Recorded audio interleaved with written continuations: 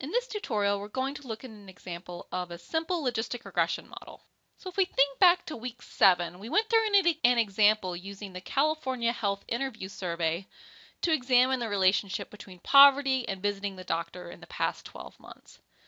This week, we're going to look at that exact same sample again and look at this relationship, but now we're going to look at this relationship using a logistic regression model. So go ahead and open the CHIS Health Disparities dataset in Stata. In our logistic regression model, the outcome is going to be the covariate doctor, which is an indicator of whether the individual went to the doctor in the past 12 months. The explanatory covariate in this exercise is going to be no POV, which is basically an indicator of whether the individual is above the poverty line. Before fitting our logistic regression model, let's quickly review the assumption.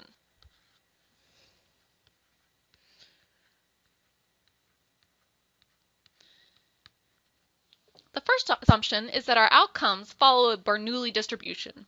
So essentially what this means is we have a binary outcome, a 0-1 outcome, and that the observations in our data set are independent.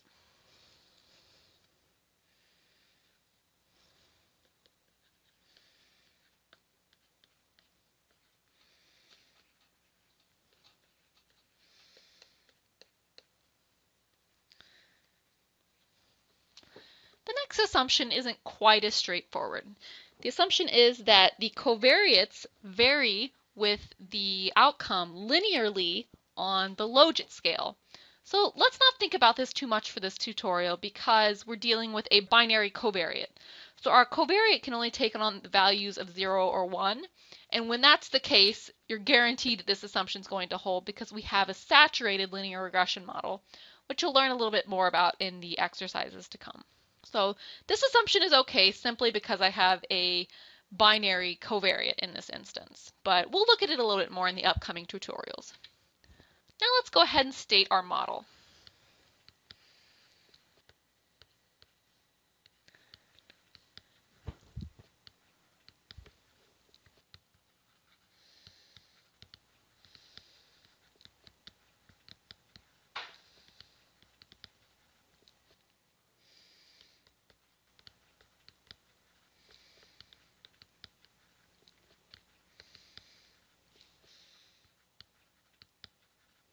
The outcome, which I'll denote here as yi, is equal to 1 if individual I in our data set visited the doctor in the past 12 months and is equal to 0 otherwise. And we have observations 1 through n in this data set. So I is denoting the individual observation. Now our covariate xi was that no poverty indicator.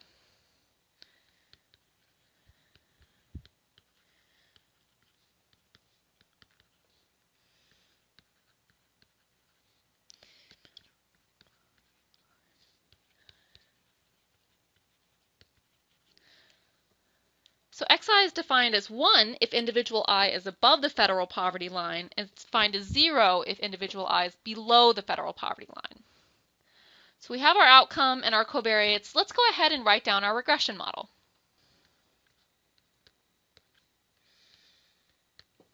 To write down a logistic regression model, first we're going to specify the distribution of the outcome.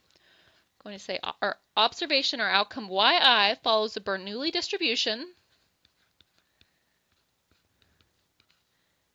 with parameter pi, or probability of success pi. So in this case, it would be the probability of visiting the doctor in the past 12 months for individual I. And then what we're going to do is we're going to model pi.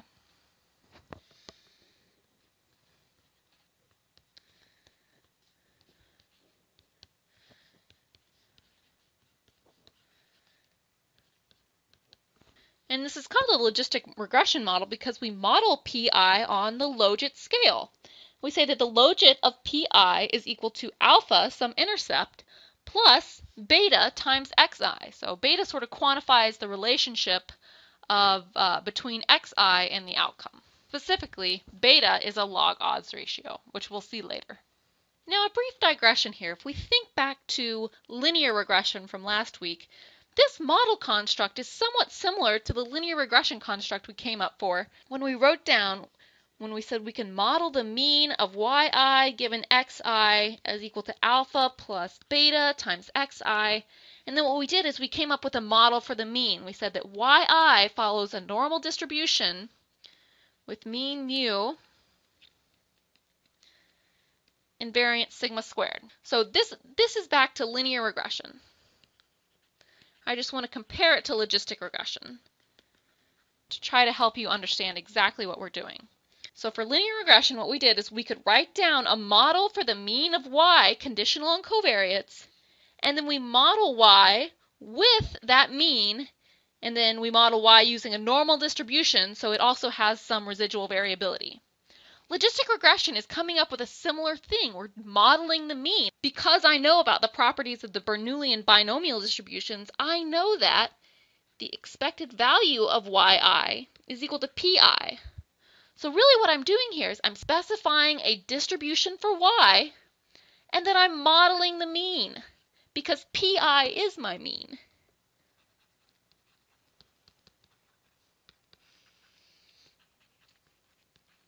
So in both linear and logistic regression, what we do is we come up with a model for the outcome, and then we come up with a model for the mean, and that specifies our full model.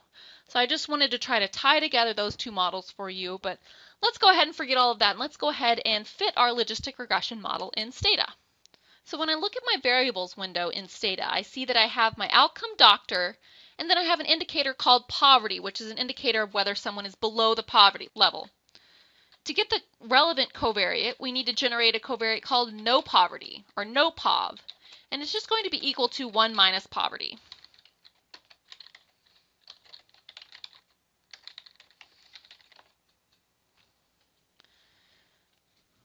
So if I tabulate poverty and no pov, I see that when someone is below the poverty line, no pov is equal to 0. When someone is above the poverty line, no pov is equal to 1. So that's exactly what we want. And now we can go ahead and fit our logistic regression model. To do this, I go statistics, and then for linear regression, I use linear models. Now I just skip down one and I go to binary outcomes. And I use the first option, logistic regression. The dependent variable is doctor, and the independent variable is no pov, this covariate that I've created. And I hit OK and run my logistic regression model. So using this output, I can see that my logistic regression model is logit of pi hat, where that's the estimated value of pi, is equal to 0.84 plus 0.67 times my covariate. Underscore constant is the value of alpha in my model, and no pov would be the value of beta. We learned in class this week that beta has an interpretation as a log odds ratio. To understand how to interpret these coefficients, it might be better to write my model in terms of the log odds.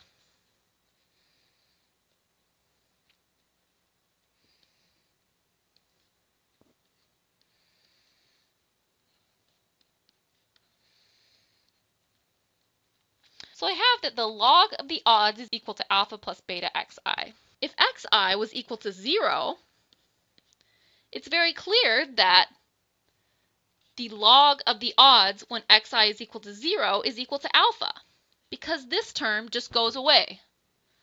So I know that my interpretation of alpha is the log of the odds of visiting the doctor when xi is equal to 0, or when someone is below the poverty line.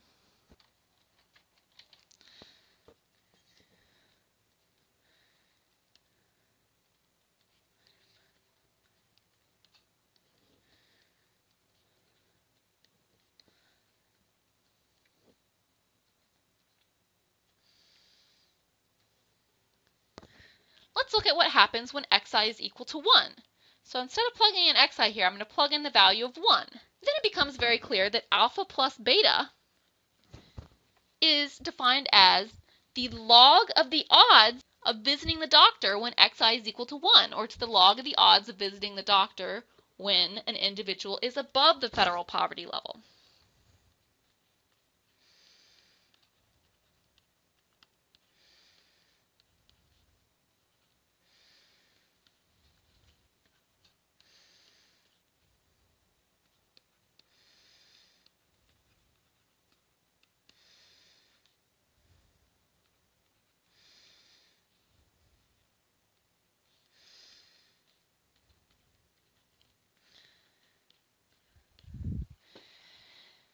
Now, if we compare the two models when x is equal to 1 versus x is equal to 0, and if I take the difference, so if I subtract those two, it becomes very clear that alpha plus beta, which is the log of the odds when x is equal to 1, minus the log of the odds when x is equal to 0, this is equal to beta. So beta has an interpretation as a log odds ratio, or the difference in the odds of visiting the doctor when xi equals 1 between when xi equals 0. And because it's a difference on the log scale, it ends up being a log odds ratio. This is getting a little bit mathy, but as long as you understand essentially that beta is a log odds ratio of visiting the doctor for those who are above the poverty line compared with those who are below the poverty line, then you'll be in good shape. Now let's construct an odds ratio and a 95% confidence interval using our estimate of beta. So since beta is a log odds ratio, if I wanted to do things the hard way, I could just manually estimate the odds ratio by saying exponentiate beta using the display command in Stata. And I could come up with an estimate of my odds ratio. I could also exponentiate the bounds for this confidence interval and come up with a 95% confidence interval. A much easier way of accomplishing this goal would be to use the lincom command. So I can say lincom and my covariate no pov, but I need to tell Stata use the E form, which tells it to exponentiate.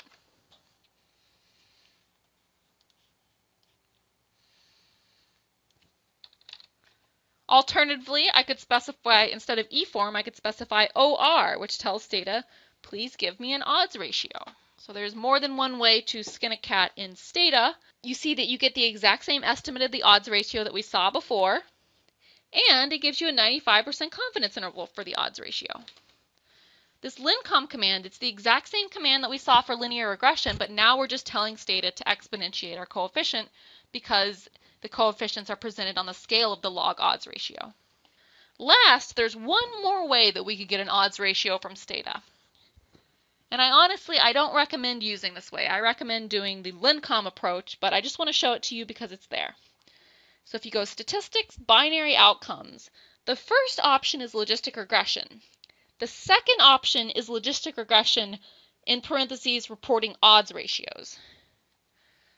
So if I fill in my dependent variable doctor and my independent variable, which is no pov, and hit submit,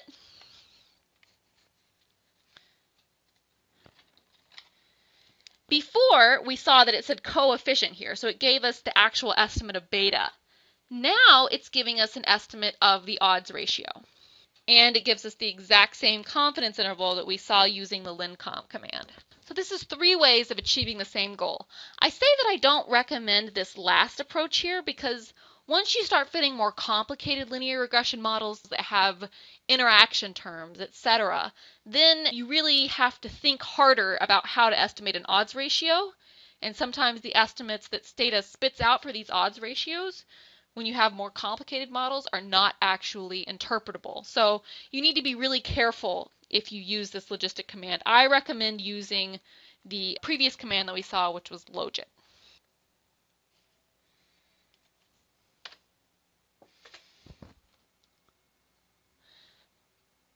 Next, let's predict the probability of visiting the doctor in the past 12 months for those above and below the poverty line.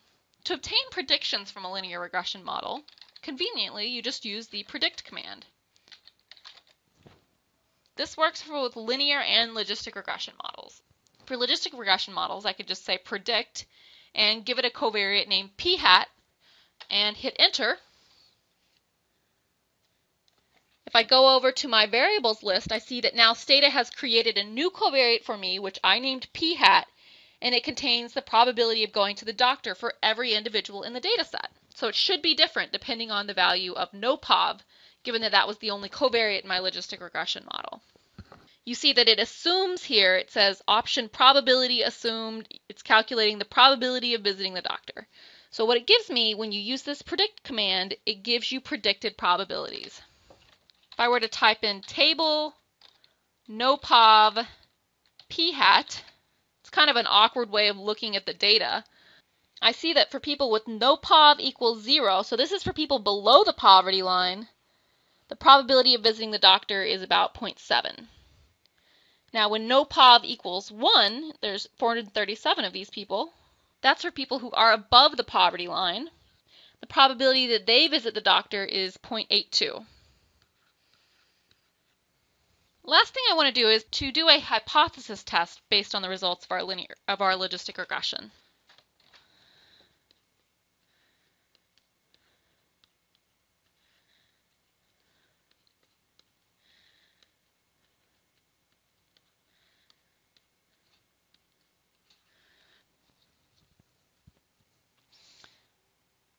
So I'm going to test the null hypothesis that there's no association between poverty and visiting the doctor in the last 12 months, which is equivalent to the hypothesis that beta is equal to 0.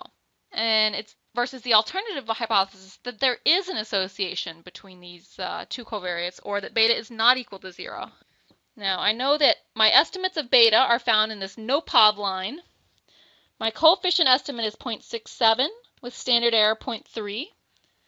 This results in a z statistic that's equal to 2.23. I know that under the null hypothesis, this test statistic follows a normal distribution, standard normal distribution, and using that reference distribution, I can calculate a p-value, which in this case is 0.026. Therefore, I reject the null hypothesis and conclude that being above the poverty level is associated with higher odds of visiting the doctor within the past 12 months. Note that I could also look at this 95% confidence interval right here and note that 0 is not in the confidence interval for my log odds ratio. So if the confidence interval for beta excludes 0, this also means that I'm going to reject the null hypothesis. On the other hand, if I had used the logistic command and things were on the odds ratio scale, I can again look at my 95% confidence interval. I can see that 1 is not in this interval.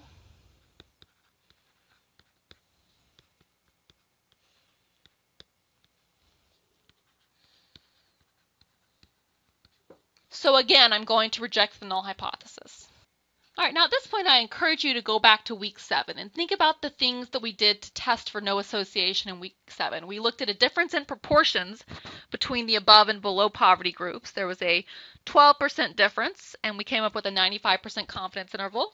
We estimated an odds ratio in week 7 that was approximately 2 with a 95% confidence interval from 1.1 to 3.5. And we used a Pearson chi-square test and rejected the null hypothesis of no association there with a p-value of 0.024. And we did a 2-sample test for difference in proportions and found a p-value of 0.024. So remember, we used a bunch of methods in week 7 to test for no association. And I think it's really neat if you can use the logistic regression model to come up with very similar measures. You can estimate a difference in proportions. You can estimate the odds ratio and test for no association. And it's really neat because the methods from our week 7 contingency table analysis match up with what we see in the logistic regression model. So we've basically replicated the results of week 7. Now the advantage and the beauty of logistic regression is that we can extend this model. It's very flexible. We can incorporate continuous covariates and all sorts of interactions. And we'll look at some more complicated logistic regression models in the upcoming tutorials.